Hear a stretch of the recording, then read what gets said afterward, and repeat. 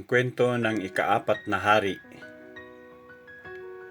Ang kwento ni Artaban, ang ikaapat na hari, ay isang kwento ng kagandahang loob at sakripisyo sa gitna ng paghahanap ng espiritual na katotohanan.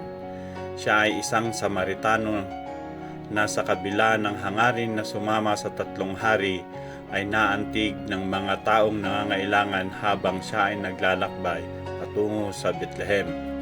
Ang kanyang puso para sa kapwa ang nagtulak sa kanya na ihinto ang paglalakbay upang magbigay ng tulong sa mga may sakit at mahirap gamit ang kanyang mga regalo para sa kabutihan ng iba.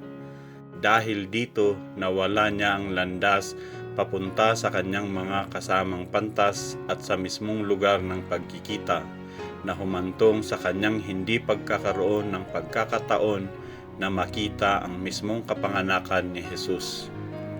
Ngunit sa kabila ng pagkawala ng direksyon, ang paglalakbay ni Artaban ay naging isang pananatiling misyon upang hanapin ang bagong silang na Mesiyas, gamit ang natitirang regalo upang magdulot ng ginhawa at tulong sa mga taong kanyang nakakasalamuha.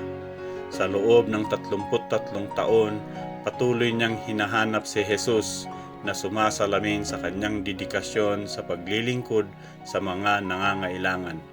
Ang kwento ni Artaban ay hindi bahagi ng mga aklat ng Biblia, ngunit kilala ito sa pamamagitan ng iba't ibang adaptasyon at likhang sining.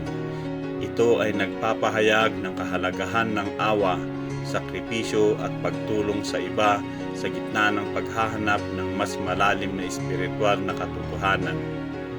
Ang kanyang pagtatapos sa pagtulong sa isang batang babae na maiwasan ang pagiging alipin ay nagpakita ng kanyang pagiging tapat sa kanyang prinsipyo at nagdulot ng kagalakan sa kabila ng kanyang kamatayan.